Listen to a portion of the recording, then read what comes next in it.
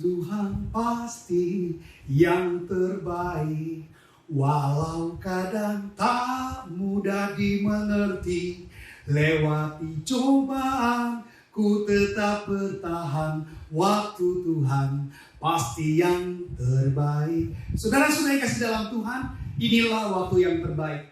Kadang kita nggak mengerti, kadang kita tidak memahami. Ibadah online akan menjawab semua kebutuhan Bapak Ibu semuanya, saudara-saudara kasih dalam Tuhan. Terus saksikan dan jangan lupa percaya bahwa berkat Tuhan selalu mengantar kepada kita untuk menerima janji-janjinya. Bulan ini kita bicara tentang bulan pemberian. Kiranya saudara bisa mendengar khotbah demi khotbah dan sudah diberkati. Jika sudah diberkati, jangan lupa subscribe, like dan komen, bagikan, share kepada teman-teman kita supaya kita mengalami terus. Dan saya rindu kalau saudara berkenan bisa beribadah onsite bersama dengan kami di GSD Cendrawasih, Jalan Cendrawasih Raya nomor 60. Kiranya semuanya itu memberkati kita. Dukung kami baik dalam doa, baik dalam dana, semuanya. Kiranya Tuhan Yesus menjadi berkat bagi kita semuanya. Shalom, Tuhan Yesus memberkati. Haleluya. Shalom, selamat pagi Bapak Ibu Saudara-saudari yang kekasih di dalam Tuhan. Pagi hari ini kita mau siapkan hati kita. Kita mau sama-sama meninggikan Tuhan. Kita mau sama-sama mengagungkan Tuhan. Sebab Dialah adalah Allah yang satu-satunya layak kita berpuji. Dia adalah Allah satu-satunya yang ajaib dan penuh keagungan di dalam setiap kehidupan kita. Nyatakan kebaikan Tuhan pada saat pagi hari ini. Berikan pujian yang terbaik untuk kemuliaan nama Tuhan. Yes, amin. Haleluya. Pujilah namamu Tuhan. Kau kuat dan penuh kemuliaan bagi setiap kami. Kau satu-satunya yang kami mau katakan Kau besar dan ajaib dalam hidup Yesus. Amin. Pujilah namamu Tuhan, kuat dan penuh kemuliaan. Satu suara kami mau katakan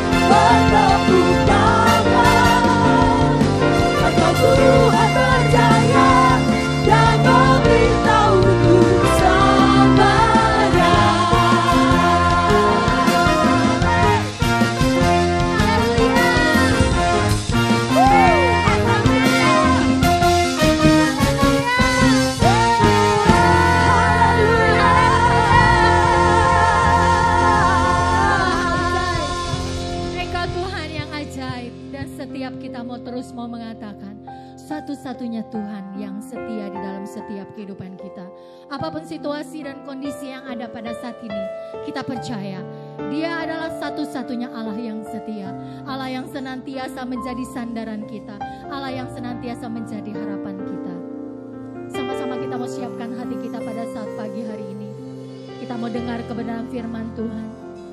Firman Tuhan yang akan terus menuntun kehidupan kita. Firman Tuhan yang akan terus menilik setiap kehidupan kita. Dan kita mau terus semakin baik di hadapan Tuhan. Semakin menyenangkan hati Tuhan. Kita mau katakan Tuhan, Engkau satu-satunya Tuhan yang setia.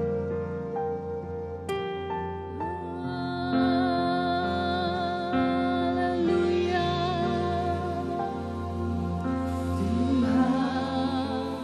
Tuhan yang setia, waktumu selalu yang terbaik. Engkau Tuhan sandaranku, dan ku hanya kan berharap padamu. Katakan Engkau Tuhan yang setia. Engkau Tuhan yang setia, waktumu selalu yang terbaik. Engkau Tuhan sandaranku, dan ku hanya kan berharap padamu. Engkau satu-satunya, satu-satunya yang ku andalkan, satu-satunya yang ku percaya. Engkau sumber kekuatan, sumber pengharapan, sumber kedamaian. Satu-satunya yang ku andalkan, satu-satunya yang ku percaya. Engkau Tuhan memberkati, Tuhan penyembuhku, Tuhan pemulihku. Kami percaya Tuhan, Engkau Allah yang memberkati kami. Engkau Tuhan yang setia, waktumu selalu yang terbaik. Engkau Tuhan sandaranku, dan ku hanya kan berharap padamu. Engkau satu-satunya, satu-satunya yang ku andalkan, satu-satunya yang ku percaya. Engkau sumber kekuatan, sumber pengharapan, sumber kedamaian. Satu-satunya yang ku andalkan, satu-satunya yang ku percaya. Engkau Tuhan memberkati, Tuhan penyembuhku, Tuhan pemulihku. Engkau Tuhan memberkati, Tuhan penyembuhku, Tuhan pemulihku. Engkau Tuhan memberkati, Tuhan penyembuhku.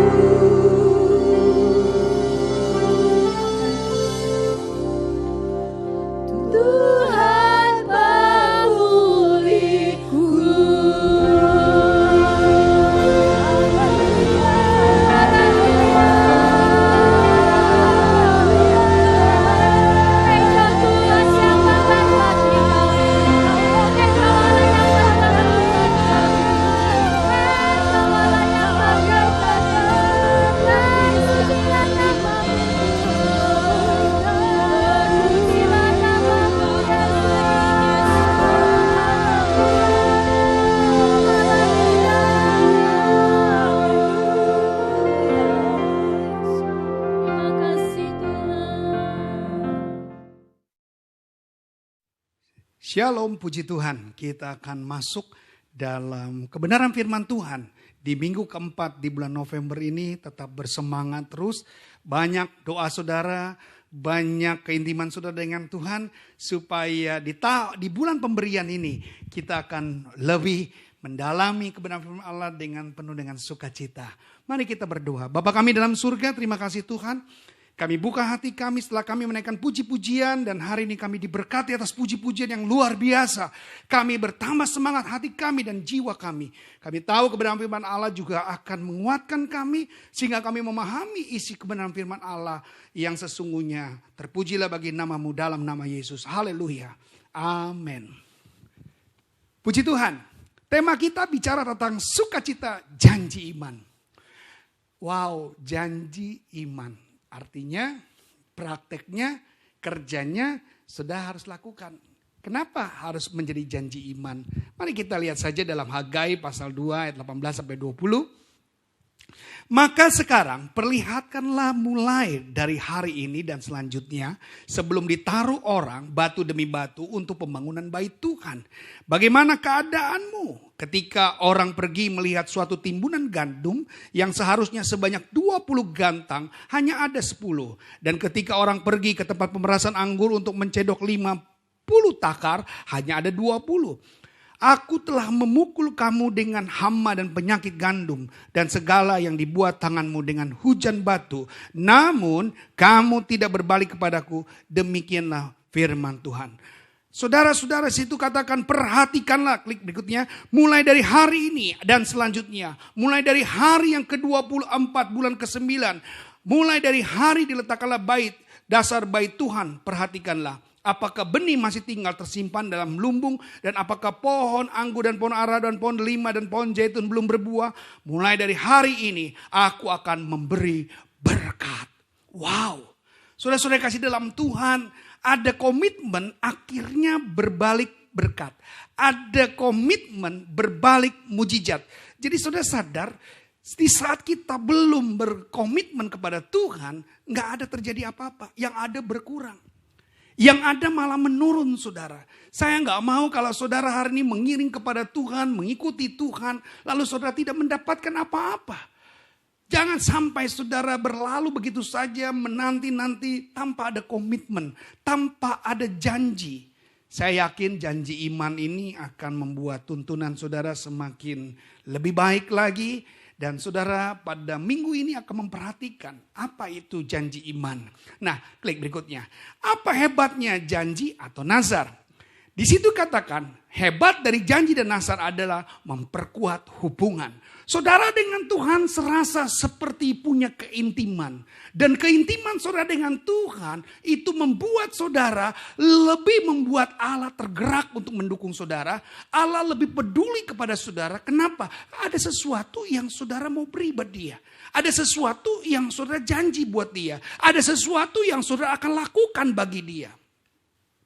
Jika Tuhan mengingkari janjinya, maka kita berhak untuk kecewa.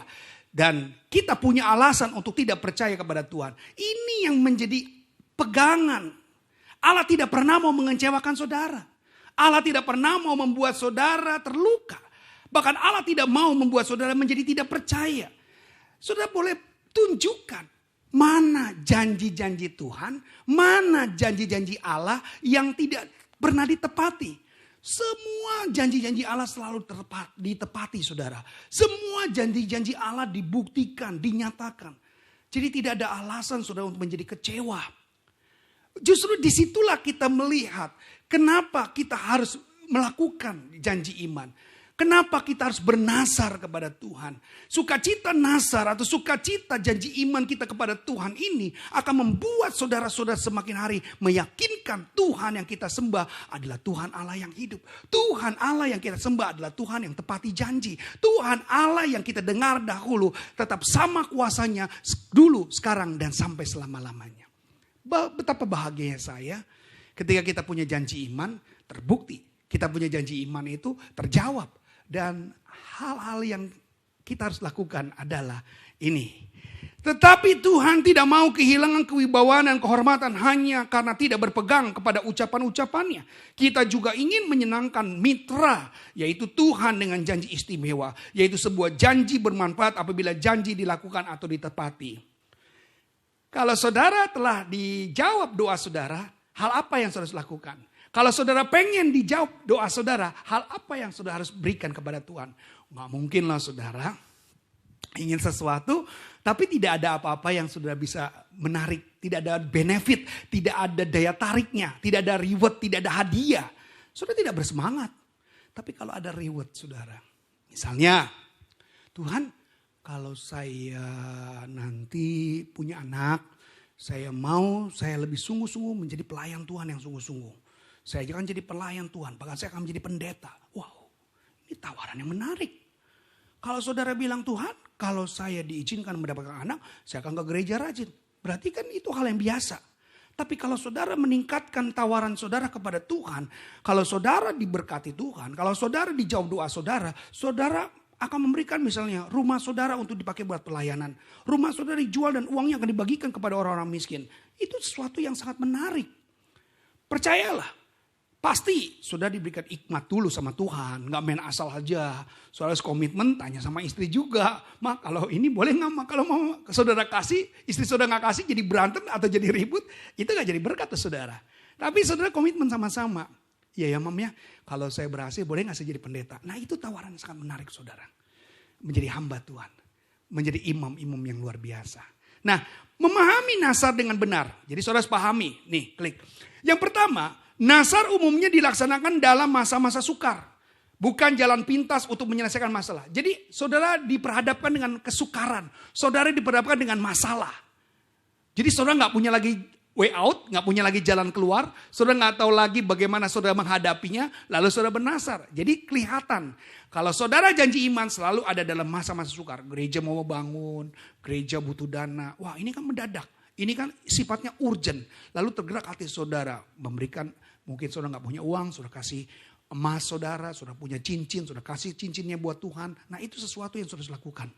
Yang sudah saudara kerjakan. Yang kedua, Nasar dilakukan dengan segenap eksistensi diri. Jadi betul-betul dalam segenap apa yang saudara punya tujuan. Ya, saudara punya pengharapan. Ya, itu ada dalam diri saudara. Gak mungkin asal-asalan, gak mungkin. Jadi saudara punya tujuan. Yang kedua, Nasar dilakukan dengan iman yang tulus ikhlas. Tadi saya katakan gak boleh ada paksaan, gak boleh ada tekanan.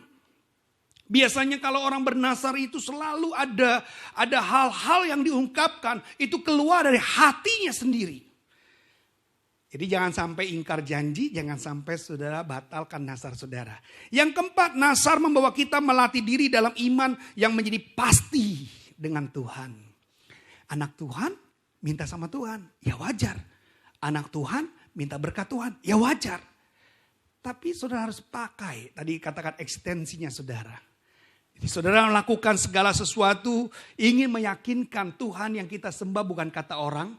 Tuhan yang kita sembah yang hebat itu bukan katanya, tapi kita yang alami. Yang kelima, Nasar membawa kita masuk dalam pengalaman iman bersama dengan Tuhan. Kita melakukan pengalaman iman. Gereja ini mengalami pengalaman iman. Kita berusaha, kita berjuang, kita mencoba, kita diuji. Segala sesuatu yang belum di tangan kita. Segala sesuatu yang kita harapkan, bukti dari segala sesuatu yang tidak kita lihat. Ini kita dilatih. Lama-lama kita kan jadi yakin dengan Tuhan. Lama-lama kita akan ikut jalurnya Tuhan. Arahnya Tuhan. Oh Tuhan tuh bikin kayak gini loh supaya kita begini. Tuhan ajar kita begini supaya kita begitu. Nah itu cara Tuhan. Nah kita baca sama-sama. Sebaliknya jika janji tidak dipenuhi, maka kita harus siap menerima resiko. Kehilangan kepercayaan dan simpati. Dalam Ulangan 23 ayat 21-23 katakan, apabila engkau bernasar kepada Tuhan, Allahmu, janganlah engkau menunda-nunda memenuhinya. Sebab tentulah Tuhan Allahmu akan menuntutnya daripadamu. Sehingga hal itu menjadi dosa bagimu. Tetapi apabila engkau tidak bernasar, maka hal itu bukan menjadi dosa bagimu. Apa yang keluar dari bibirmu, haruslah engkau lakukan dengan setia. Sebab dengan suka rela kau nasarkan kepada Tuhan Allahmu sesuatu yang kau katakan dengan mulutmu sendiri. Jadi kalau bernasar tahu. Saya kepada Tuhan, dalam kondisi yang benar saya sadar, dalam kondisi yang saya tahu, dalam kondisi yang saya ingat, itu yang terjadi. Saudara lihat, ada tokoh-tokoh Alkitab yang serius, di mana waktu dia berjanji, pada waktu dia bernazar, Tuhan buktikan. Ya, Yefta yang pertama. Saudara pasti tahu kisah Yefta dalam pasal Hakim-Hakim 11 ayat 30-31. Dia katakan waktu dia melawan satu bangsa yang buat dia, bangsa yang berat sekali untuk dia lawan. Dan hari itu Tuhan menggenapi janjinya. Tuhan berikan dia kemenangan. Waktu dia mau mengalahkan bangsa itu, dia tahu dia gak mampu. Tapi dia butuh Tuhan. Dia katakan, Tuhan kalau aku memenangkan dan aku menang dari bangsa ini, maka yang keluar pertama dari rumahku akan aku persembahkan kepada Tuhan. Sudah tahu? Itu dijanjikan Yefta. Tuhan jawab. Hanya saja sudah tahu, pada waktu yang keluar biasanya disambut oleh kambing domba yang sehabis menang dipersembahkan, dibakar bersama-sama, dimakan sama-sama, dan lemaknya dipersembahkan kepada Allah, ternyata bukan. Anak gadis satu-satunya itu keluar menyambut ayahnya Yefta yang sudah lama perang. Kembali dengan kemenangan. Menari-nari menyambut Yefta. Sudah tahu apa yang terjadi? Kita baca saja di dalam Hakim-Hakim pasal 11 ayat 30 sampai 31. Hakim-Hakim pasal 11 ayat 30 sampai 31 dikatakan apa? Di situ dikatakan bahwa lalu bernasarlah Yefta kepada Tuhan, katanya, jika engkau sungguh-sungguh menyerahkan Bani Amon itu ke dalam tanganku, maka apa yang keluar dari pintu rumahku untuk menemui aku pada waktu aku kembali dengan selamat dari Bani Amon, itu akan menjadi kepunyaan Tuhan dan aku akan mempersembahkan sebagai korban bakaran. Sudah lihat ayat 34. Ketika Yefta pulang dari Mispa ke rumahnya, tampak anak perempuan keluar. Anaknya perempuan keluar. Menyongsong dia dengan memukul rebana serta menari-nari. Dialah anaknya yang tunggal. Selain daripada dia tidak ada anak laki-laki atau perempuan. Dan terakhir kata Yefta. Demi dilihatnya dia, ayat 35. Dikoyakkanlah bajunya sambil berkata, ah anakku, engkau membuat hatiku hancur luluh dan engkau telah mencelakakan aku. Aku telah membuka mulutku bernasar kepada Tuhan dan aku tidak mundur. Aku tidak akan mundur. Saudara-saudara, ini sesuatu yang terjadi bagi Yefta. Mau tidak mau Yefta harus melakukannya. Hanya memang kita tidak mengetahui dan kita tidak mendengar bahwa orang Israel dalam ibadahnya mempersembahkan korban manusia. Ya, dia harus dikorbankan itu bukan manusia tapi hewan. Tetapi bagaimana jawaban Tuhan kepada Yefta? Yefta membiarkan anak wanitanya menyendiri dan sampai akhir hidupnya anak perempuan Yefta tidak menikah dan hidupnya dipersembahkan untuk melayani Tuhan. Itu bagian dari Yefta. Bagaimana dengan Yakub? Kita buka Kejadian 35. Ini cukup panjang tapi paling tidak kita bisa tahu. Di dalam kitab Kejadian pasal 35, sudah menemukan bagaimana Yakub punya berjanji dengan Tuhan. Ketika Yakub ada di Betel, dia berjumpa dengan Tuhan. Lalu dia merasa bahwa Tuhan harus menolong dia. Dia langsung katakan, Tuhan, apabila engkau memberkati aku, maka 1/10 apa yang kulakukan akan kuberikan kepada engkau. Itu yang menjadi janji daripada seorang yang bernama Yakub, saudara. Dia mengalami bagaimana dia melihat, bagaimana dia mengetahui berkat-berkat yang dijanjikan Allah kepada hidupnya. Dia bernazar dan sudah tahu, pada waktu bernazar Yakub belum dapat apa-apa.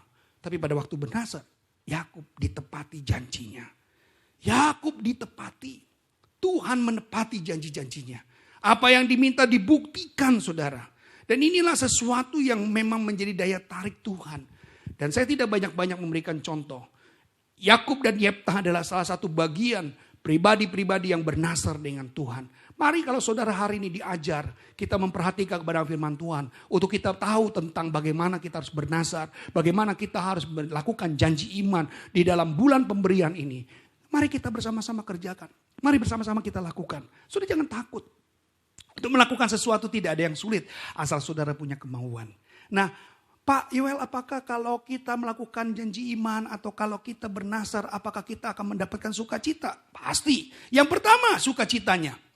Tuhan akan mengembalikan semua hal yang hilang dari hidup kita.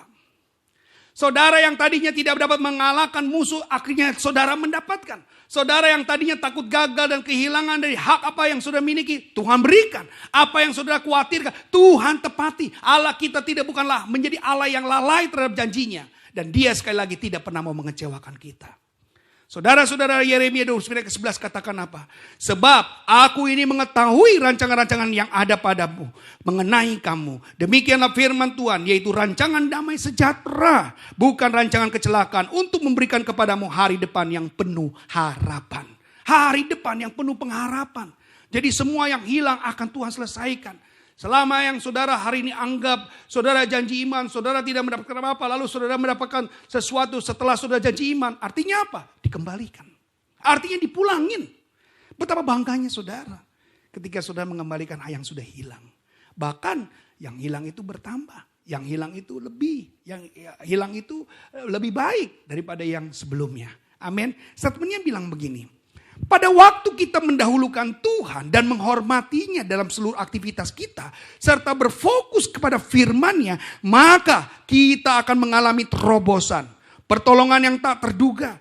Kita bisa berada di tempat dan waktu yang tepat, tidak perlu khawatir terhadap apa yang kita butuhkan, karena Dia adalah Tuhan yang akan memelihara dan bertanggung jawab atas hidup kita. Saya senang banget nih saudara. Dia adalah Tuhan yang akan memelihara, yang akan bertanggung jawab atas hidup kita. Yang hilang akan kembali, bahkan yang hilang yang kembali itu lebih baik daripada apa yang sebelumnya. Saudara-saudara, kalau Tuhan sudah bekerja, hasil dari janji iman saudara tidak akan pernah lebih buruk. Pasti lebih baik. Amin. Musuh yang saudara lawan bukan musuh yang setengah-setengah, tapi musuh yang bisa dikalahkan total. Karena apa? Karena komitmen dengan Tuhan. Kenapa Yakub makin diberkati Tuhan? Karena dia berani bernasar dengan Tuhan. Saudara berani bernasar dengan Tuhan, lakukan itu. Saudara besar dengan Tuhan, saudara akan mendapatkan upahnya. Yang kedua, kita akan mengalami terobosan. Terobosan, artinya apa? Yang orang lain gak mampu, saudara mampu. Yang orang lain gak bisa, saudara bisa. Itu yang namanya terobosan. Ya, kalau saudara melakukan janji iman, saudara akan melakukan terobosan. Musuh yang Bani Amun susah, dikalahkan. Yakub yang sudah mengalami yang namanya kesulitan demi kesulitan, digampangkan, dimudahkan Tuhan, dipermudah. Ini yang paling menarik, dipermudah. Ya, Yohanes 14:27 katakan, damai sejahtera ku tinggalkan bagimu, damai sejahtera ku berikan kepadamu, dan apa yang kuberikan tidak seperti yang diberikan oleh dunia kepadamu. Janganlah gelisah dan gentar hatimu. Dunia tidak bisa memberikan lebih. Bahkan dunia tidak bisa memberikan terobosan. Tapi Tuhan bisa bikin terobosan. Contohnya, saudara lulusan SD. Tapi tiba-tiba saudara bisa pegang perusahaan. Sesuatu yang amazing. Karena saudara punya janji iman. Mungkin saja saudara bilang, Tuhan, kalau saya jadi manajer, kalau saya diberkati Tuhan, 1/10 atau 30% uang saya akan saya kasih buat Tuhan. Ini luar biasa loh saudara. Tapi ingat, jangan ingkar janji. Ya, saudara harus komitmen dengan apa yang saudara sudah sampaikan. Dan saudara akan mengalami terobosan. Percayalah, orang-orang di COVID-19 ini mereka khawatir, ragu, takut. Saudara justru menjadi beda. Ya, saudara punya langkah-langkah lebih unik, langkah-langkah yang lebih keren, langkah-langkah yang lebih dahsyat. Yang berikutnya statementnya, lapangkanlah tempat kemahmu dan bentangkanlah tenda tempat kediamanmu. Janganlah menghematnya, panjangkanlah tali-tali kemahmu dan pancangkanlah toko-toko patok-patokmu. Sebab engkau akan mengembang ke kanan dan ke kiri. Keturunanmu akan memperoleh tempat bangsa-bangsa dan akan mendiami kota-kota yang suci. Ini menjadi satu pesan Tuhan untuk mengalami terobosan. Lapangkan tempat kemahmu, bentangkan tenda kediamanmu, jangan menghematnya. Itu janji Tuhan. Ya dan amin, janji Tuhan pasti seperti itu.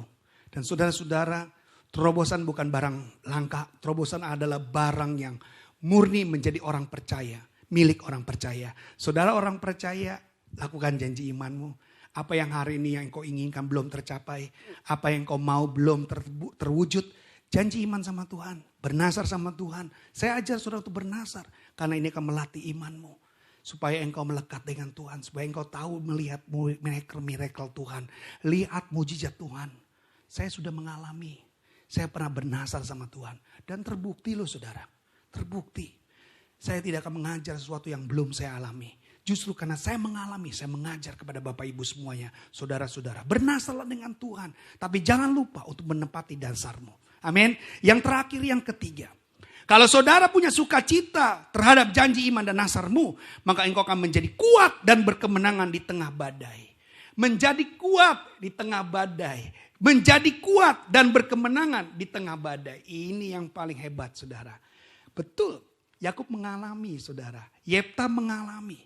Jadi kalau saat ini nggak salah gereja Tuhan mengajar saudara untuk memiliki sukacita di dalam janji iman. Supaya kita kuat, supaya kita berkemenangan di saat badai. Badai terjadi kita nggak pernah tahu kapan berhenti. Badai terjadi kita nggak pernah tahu. Tetapi lekatkan hatimu kepada Tuhan, komitmen dengan Tuhan. Apapun yang terjadi di dalam hidupku, selalu ku berkata, Tuhan Yesus baik dalam segala hal yang terjadi, tetap ku berkata, Tuhan Yesus baik. Amin. Yesus baik dalam segala hal. Dan 2 Tawarik 16 ayat 9 katakan, karena mata Tuhan menjelajah seluruh bumi untuk melimpahkan kekuatannya kepada mereka yang bersungguh hati terhadap Dia. Dia menjelajah seluruh bumi, melimpahkan kekuatan bagi mereka yang sungguh hati. Hatinya kepada Tuhan, melekat kepada Tuhan, intim kepada Tuhan, dan saudara punya janji. Tuhan lihat ini orang hebat. Tuhan akan lihat engkau orang-orang militan. Dan jangan lupakan kebaikan Tuhan. Dan dikatakan statementnya, penyertaan Tuhan selalu ada di sepanjang kehidupan kita. Mendengar dan taat akan membuat kita kembali menyadari dan melihat penyertaan Tuhan di sepanjang kehidupan. Serta mengingat janji yang pernah kita buat. Sehingga kita pun bisa memenuhi janji itu. Hanya dekat Allah saja aku tenang, daripadanya lah keselamatanku. Hanya Dia gunung batuku, hanya Dia kota bentengku. Aku tidak akan goyah selama-lamanya. Jadi saudara katakan, mengingat janji yang pernah kita buat, dan kita pun memenuhi janji itu. Yang terakhir kita baca sama-sama. Kita telah memahami bahwa iman bertumbuh melalui pengalaman iman.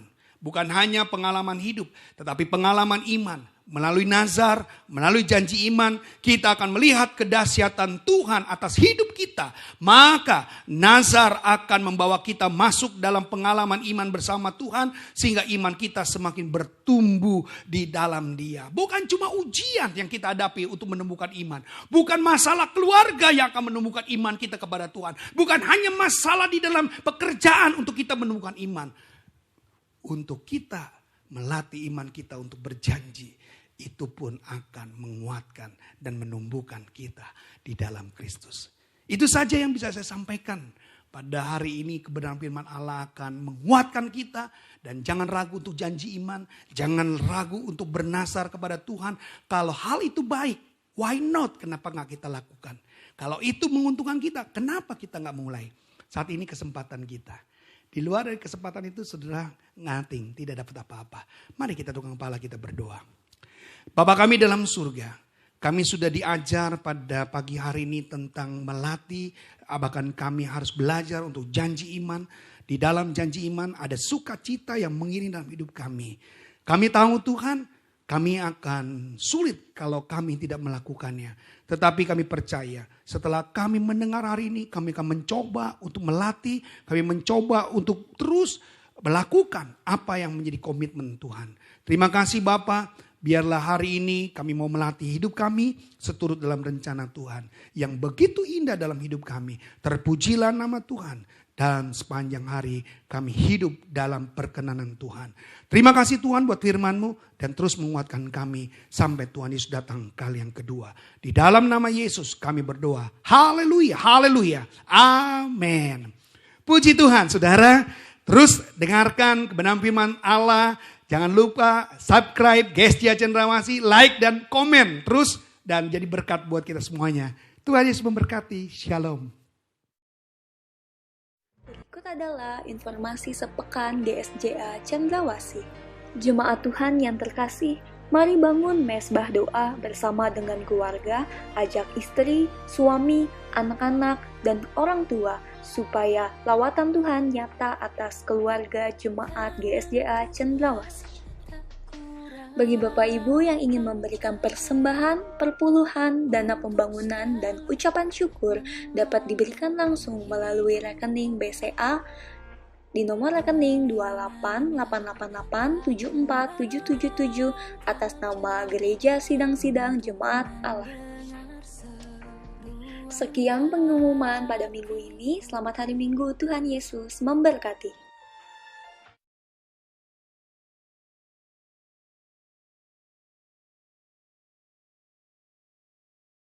Kita telah bersama-sama menikmati hadirat Tuhan, kebenaran firman Tuhan.